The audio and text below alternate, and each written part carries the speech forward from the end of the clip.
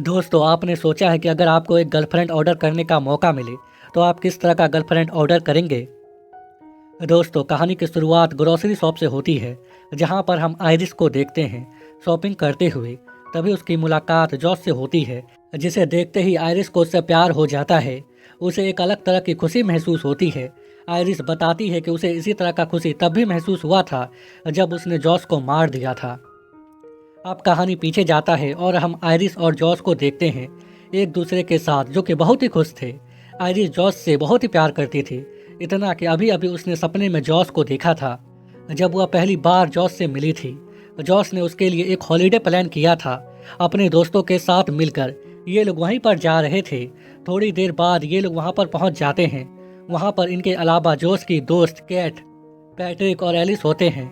Patrick और Alice का आपस में रिश्ता होता है, जिसका मतलब था कि ये लोग गे थे। इन लोगों की मुलाकात हो ही रही थी, तभी वहाँ पर सरगे आ जाता है, जिसका यह घर था और उसकी गर्लफ्रेंड कैट थी। सरगे आयरस को अजीब तरीके से देखता है और कहता है कि यही है ना आयरस, बहुत ही अच्छा क्रिएशन है। सरगे की बात सुनकर आयरस को बिल्कुल अच्छा नहीं लगता, इसीलिए जब सरगे उन्हें ड्रिंक ऑफर करता है तो आयरस यह कहकर वहाँ से चली जाती है कि फिलहाल तो उसे फ्रेश होना है। बाद में आयरस इन्हें ज्वाइन करती है, जहाँ पर ये लोग बहुत सारी बातें करते हैं अपने रिश्ते को लेकर। पैट्रिक एली की बहुत ही तारीफ करता है, जो सुनकर आयरिस को बहुत ही अच्छा लगता है, क्योंकि उसे जॉस बहुत ही पसंद था और वह चाहती थी कि उसका और जॉस का रिश्ता भी बिल्कुल ऐसा ही हो। पर उसे झटका तब लगता है जब वह कैट से बात करती है और उसे पता चलता है कि सरगे शादीशुदा है, उसकी एक पत्नी है। इसके बावजूद कैट उसकी गर्लफ्रेंड थी।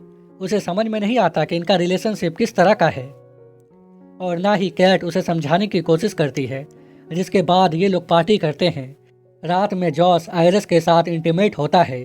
अगले दिन आयरस जॉस के साथ बीच पर जाना चाहती थी, पर जॉस उसके साथ बीच पर जाना नहीं चाहता था। उसे थकावट महसूस हो रहा था, इसीलिए जॉस आयरस को अकेले ही बीच पर जाने को कहता है और आयरस उसकी बात मानते हुए अकेले ही बीच पर चली जाती है। वहाँ पर आयरस नोटिस करती है कि उसके पास एक नाइफ है, एक चाकू है। उसे समझ में नहीं आता कि उसके पास नाइफ कहाँ से आया। तभी सरगे वहाँ पर आ जाता है, जिसे देखकर आयरस वहाँ से जाने लगती है। सरगे उसे थोड़ी देर यहीं पर रुकने को कहता है, साथ में बैठने को कहता है। आयरस मान जाती है तो सरगे उसे एक फेवर मांगता है। उसे सनस्क्रीन देकर उसके पीठ पर सनस्क्रीन लगाने को कहता है। वहाँ पर कोई और था नहीं, इसीलिए आयरस को उसकी बात माननी पड़ती है। आयरस जब उसे सनस्क्रीन लगा रही होती है, तभी सरगे उसका हाथ पकड़ लेता है और उसके नज़दीक जाने की कोशिश करता है। आयरस को यह बिल्कुल अच्छा नहीं लगता। वह बोतल उठाकर उसके सिर पर मारती है, जिससे सरगे को बहुत ही गुस्सा आता है। वह उसका गला पकड़कर दबाने लगता है। तभी आयरस नाइफ निकालकर उसके गले में स्टेप कर देती है, जिससे उसका ब्लड उसके पूरे शरीर में लग जाता है और सरगे की वहीं पर मौत हो जाती है। आयरस इसी हाल में जॉस, केट और एलिस के पास जाती है, जिसे देखकर सब लोग बहुत ही परेशान हो जाते हैं और उससे पूछते हैं कि क्या हुआ। आयरस जॉस को बताती है कि सरगे ने उसके साथ जबरदस्ती करने का कोशिश किया। उसे लगा कि सरगे उसे मार देगा और मैं तुमसे अलग हो जाऊंगी, इसी डर से मैंने उसे मार दिया। आयरस कहती है कि यह मैंने जानबूझकर नहीं किया। आयरस अपनी पूरी बात बता पाती उससे पहले ही जॉस उसे गो टू स्लीप बोलकर उसे बेहोश कर देता है, उसे शट डाउन कर देता है और उसका हाथ और पैर कुर्सी से बांध देता है। एलिस पूछता है कि अब हम क्या करेंगे, तो जॉस उसे बोलता है कि पुलिस को सारी सच्चाई बताएंगे और क्या करेंगे। पर इससे पहले जॉस उसे आखिरी बार गुड बाय बोलना चाहता था, इसलिए जॉस उसे ऑन करता है। ऑन होते ही आयरस पैनिक करने लगती है। अपनी बात वहीं से स्टार्ट करती है जहां पर जॉस ने उसे शट डाउन किया था। आयरस बोलती है कि मैं झूठ नहीं बोल रही हूँ। जॉस बोलता है कि मुझे पता है कि तुम झूठ नहीं बोल रही हो, तुम्हारी प्रोग्रामिंग ऐसी नहीं है। जिसके बाद जॉस उसे बताता है कि वह रोबोट है और उसने उसे अपने यूज के लिए खरीदा था। आयरस को विश्वास नहीं होता, तो जॉस उसे अपने आईपैड से कंट्रोल करके दिखाता है और बताता है कि वे दोनों कैसे मिले। दरअसल जॉस ने आयरस को ऑर्डर किया था एक कंपनी से, जो कि इस तरह का रोबोट बनाता था। रोबोट ऑन करते ही आयरस उसे रिकॉग्नाइज करने के लिए, उससे लव बॉन्ड क्रिएट करने के लिए जॉस को उसके सामने आने को कहती है और अपना नाम बताने को कहती है। जॉस ऐसा ही करता है, उसके सामने जाता है और अपना नाम बताता है और ऐसा करते ही आयरस के अंदर वह सारी मेमोरी एक्टिव हो जाती है जो उसके अंदर पहले से ही डाला गया था, बचपन से लेकर कॉलेज तक। और जब वह जॉस से मिली थी ग्रोसरी शॉप में, बस उस वीडियो में जॉस का चेहरा फिट हो जाता है और यह सब उसके प्रोग्रामिंग की वजह से होता है। जिसके बाद जॉस को लेकर उसके अंदर फीलिंग क्रिएट हो जाता है, बिल्कुल इंसानों की तरह, जिससे उसे ऐसा लगता है कि वह जॉस से बहुत प्यार करती है और वह इंसान है। क्योंकि जॉस ने उसके डिफ़ॉल्ट सेटिंग को ऑन नहीं किया था, जिसे ऑन करने के बाद उसे पता होता कि वह इंसान नहीं बल्कि एक रोबोट है। अब उसे विश्वास हो जाता है कि वह एक रोबोट है। वह कहती है कि हम मिलकर इस सिचुएशन से बाहर निकल सकते हैं, वापस घर जा सकते हैं, मैं तुम्हारी हर तरह से ध्यान रखूंगी। पर जॉस उसकी बात नहीं मानता। तभी वहाँ पर कैट आ जाती है और उसे शट डाउन करने को कहती है। शट डाउन का नाम सुनकर आयरिस बहुत ही घबरा जाती है और उसे ऐसा करने से मना करती है। जॉस उसे ऑन छोड़कर ही कैट से बात करने के लिए चला जाता है, जिससे आयरिस को मौका मिल जाता है खुद को आज़ाद करने का, यहाँ से भागने का। इसीलिए जब जॉस वहाँ पर आता है तो आयरिस उसके ऊपर हमला करके वहाँ से भाग जाती है अपना आईपैड लेकर, जिससे उसे कंट्रोल किया जाता था, और अपना इंटेलिजेंस लेवल 100% कर लेती है, जिसे जॉस ने 40% पर सेट रखा था। कैट और जॉस को समझ में आ जाता है कि आयरिस को पकड़ना अब उनके बस का नहीं है। इसीलिए जॉस और कैट एलिस को अपने प्लान में शामिल करने के लिए उसके पास जाते हैं। दरअसल सर्गे के मर्डर के पीछे जॉस और कैट का हाथ होता है। जॉस ने जानबूझकर आयरिस के सेटिंग में जाकर उसके ह्यूमन सेफ्टी फीचर्स को ऑफ कर दिया था और उसके एग्रेसिव और सेल्फ डिफेंस सेटिंग को बढ़ा दिया था, ताकि आयरिस सर्गे को मार दे और उसकी मौत का इंजाम उन लोगों के ऊपर ना आए। आयरिस एक रोबोट थी, इसीलिए उसे सजा नहीं मिलता, उसे हमेशा के लिए शट डाउन कर दिया जाता। एलिस भी इनके प्लान में शामिल हो जाता है, क्योंकि सर्गे के पास $12 मिलियन था, जिसके चलते जॉस और कैट ने उसकी हत्या का प्लान बनाया था। और अब पैसा तीनों में बंटता। जॉस पैट्रिक को हिस्सा देना नहीं चाहता था, क्योंकि वह एलिस का रोबोट था। जिसके बाद सब लोग उसे ढूंढने के लिए जाते हैं। एलिस और पैट्रिक एक साथ होते हैं, वहीं कैट और जॉस एक साथ। तभी एलिस आयरिस को देख लेता है और उसे पकड़ने के लिए उसका पीछा करता है। तभी इनका पैर फिसल जाता है और ये लोग नीचे गिर जाते हैं। एलिस के पास जो बंदूक था, दोनों उसे उठाने की कोशिश करते हैं। तभी गलती से आयरिस गोली चला देती है, जिससे एलिस की मौत हो जाती है। आयरिस पैट्रिक को सॉरी बोलकर वहां से भाग जाती है। जॉस उसे भागता हुआ देखकर उसका पीछा करता है। आयरिस उसके गाड़ी के अंदर घुस जाती है और अपनी आवाज़ से गाड़ी को स्टार्ट करने की कोशिश करती है, पर गाड़ी स्टार्ट नहीं होता। उसे समझ आ जाता है कि गाड़ी जॉस की आवाज़ से स्टार्ट होगा। वहीं बाहर जॉस होता है, जो उसे बाहर आने को कहता है, क्योंकि उसे पता था कि उसकी आवाज़ के बिना गाड़ी स्टार्ट नहीं हो सकता। पर आयरिस अपने सेटिंग को चेंज करना स्टार्ट करती है, जॉस की आवाज़ निकालने की कोशिश करती है। यह देखकर जॉस पत्थर उठाकर गाड़ी का शीशा तोड़ने की कोशिश करता है। तभी आयरिस की आवाज़ मैच हो जाती है और गाड़ी उसे लेकर वहां से चला जाता है। पर आयरिस की किस्मत खराब होती है, क्योंकि जॉस गाड़ी चोरी होने का रिपोर्ट करवा देता है, और जैसे ही गाड़ी के एआई को इसका पता चलता है तो गाड़ी ऑटोमेटिकली बंद हो जाता है। जिसके बाद जॉस उसे कॉल करता है और अपनी बातों में फंसाने की कोशिश करता है। उसे अपने पास बुलाता है और कहता है कि मैं अच्छा बॉयफ्रेंड बनूंगा।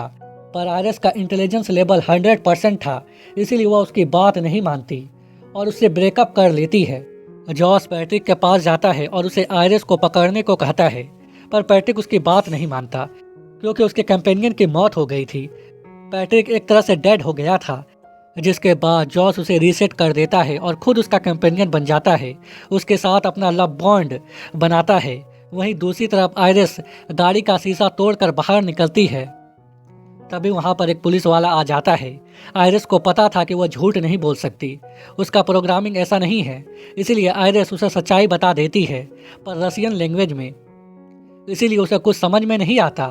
तभी पुलिस वाले की नज़र गाड़ी के अंदर चाकू पर जाता है, जिसमें खून लगा हुआ था, जिसे देखकर पुलिस वाला उसके ऊपर बंदूक तान देता है और उसे सरेंडर करने को कहता है। तभी पैट्रिक वहां पर आ जाता है और पुलिस वाले को बहुत ही खतरनाक तरीके से मारता है, जिससे उसकी मौत हो जाती है। आयरिस वहां से भागने की कोशिश करती है तो पैट्रिक उसे शट डाउन कर देता है और उसे अपने साथ ले जाता है।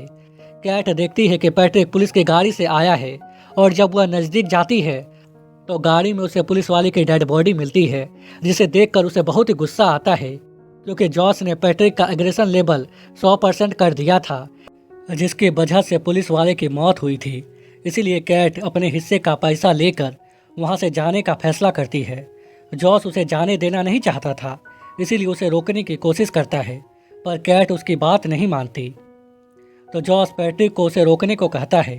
पैट्रिक उसे रोकने के लिए सीधा नाइफ चाकू उसके अंदर घुसा देता है। तब जाकर जॉस को समझ में आता है और वह उसका एग्रेशन लेवल कम करता है। इसमें कैट की मौत हो जाती है। जॉस एक बार फिर से आयरिस को ऑन करता है। वह देखती है कि पैट्रिक अब जॉस के कंट्रोल में है। एलिस की जगह पैट्रिक ने ले लिया है। अब पैट्रिक उसका लव बॉन्ड है। जॉस बताता है कि कैट की मौत हो चुकी है और अभी तक जितना भी मौत हुआ है उसका जिम्मेदार आयरिस को ठहराने की कोशिश करता है ताकि उसे गिल्ट हो। पर उसे झटका तब लगता है जब आयरिस उसे बताती है कि इन सब का जिम्मेदार वह खुद है। उसने और कैट ने मिलकर सर्गे को मारने का प्लान बनाया था, जिसके बाद ये सब हुआ। दरअसल आयरिस ने कैट और जॉस को बात करते हुए सुन लिया था। जॉस को उसकी बात सुनकर बहुत ही गुस्सा आता है। जॉस उसका हाथ मोमबत्ती से जलाता है ताकि उसे तकलीफ महसूस हो और उसका इंटेलिजेंस लेवल भी 0% कर देता है। इसके बाद जॉस उसे गन देता है और खुद को गोली मारने को कहता है। आयरिस ऐसा करना नहीं चाहती थी, उसे भी जीना था, पर उसके पास डिसीजन लेने का क्षमता नहीं होता क्योंकि जॉस ने उसका इंटेलिजेंस लेवल 0% कर दिया था, जिसकी वजह से आयरिस खुद को गोली मार लेती है। जिसके बाद जॉस कंपनी वालों को कॉल करता है और उन्हें झूठी कहानी सुनाता है कि आयरिस को बाकी लोगों से जेलसी हो रही थी और उसने उन्हें मार दिया। पैट्रिक पुलिस के कपड़ों में था, एक पुलिस वाला बनकर था, इसीलिए कंपनी वाले उसकी बात पर भरोसा कर लेते हैं। जॉस उनसे पूछता है कि क्या आयरिस हमेशा के लिए डेड हो गई, क्योंकि अगर वह ठीक हो जाती तो उसकी सच्चाई कंपनी वालों के सामने आ जाती।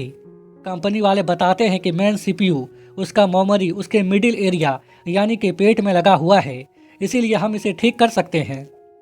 जिसके बाद जॉस टेंशन में आ जाता है। कंपनी वाले आयरिस को लेकर वहां से चले जाते हैं और गाड़ी में उसे ठीक होने के लिए लगा देते हैं। तभी पैट्रिक वहां पर आता है और कंपनी के एक आदमी को गोली मार देता है। यह देखकर दूसरा आदमी वहां से भागता है और वहां पर पहुंच जाता है जहां पर जॉस और पैट्रिक ने सबके डेड बॉडी को फेंका था, जिसे देखकर वह आदमी बहुत ही डर जाता है। पैट्रिक उसे पकड़ लेता है और जब वह उसे मारने वाला होता है तभी आयरिस वहां पर आ जाती है। उसे रोकने की कोशिश करती है। उसके हाथ में टीजर गन था और उसका इस्तेमाल आयरिस पैट्रिक पर नहीं कर पाती। पैट्रिक उसे मार कर नीचे गिरा देता है। आयरिस उसे कहती है जॉस उसका कंपेनियन नहीं है, उसका कंपेनियन एलिस था जिससे वह प्यार करता था, जिसकी मौत हो गई है। जॉस उसका इस्तेमाल कर रहा है। पैट्रिक को उसकी बात पर विश्वास नहीं होता। आयरिस कहती है कि तुम्हें पता है कि मैं झूठ नहीं बोल सकती, जिससे उसे आयरिस की बातों पर विश्वास होने लगता है। उसका सिस्टम हैंग होने लगता है, उसे सब कुछ याद आने लगता है। अब जब उसके कंपेनियन की मौत हो गई थी तो पैट्रिक टीजर गन से खुद को डेड कर लेता है। जिसके बाद आयरिस उस आदमी से मदद मांगती है। वहीं दूसरी तरफ जॉस पैसे लेकर यहाँ से भागने वाला होता है। तभी आयरिस वहाँ पर आ जाती है और उसे बताती है कि अब वह उसके कंट्रोल में नहीं है, वह फ्री है, वह खुद का डिसीजन खुद ले सकती है। दरअसल कंपनी वाले आदमी ने आयरिस को पावर दिया था खुद का डिसीजन खुद लेने का। जॉस को विश्वास नहीं होता। जॉस उसे कंट्रोल करने की कोशिश करता है पर इसका कोई फायदा नहीं होता। जॉस उसके नज़दीक जाने लगता है तो आयरिस उसे अपने पास आने से मना करती है और गोली चलाकर डराती है, पर जॉस उसके नज़दीक जाता है और गन अपने सीने में रखकर उसे गोली चलाने को कहता है। आयरिस ऐसा नहीं कर पाती।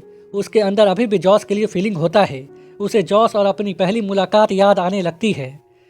जॉस कहता है कि अभी भी मैं तुम्हारे लिए सब कुछ हूँ। यह कहकर जॉस उसे मारने लगता है।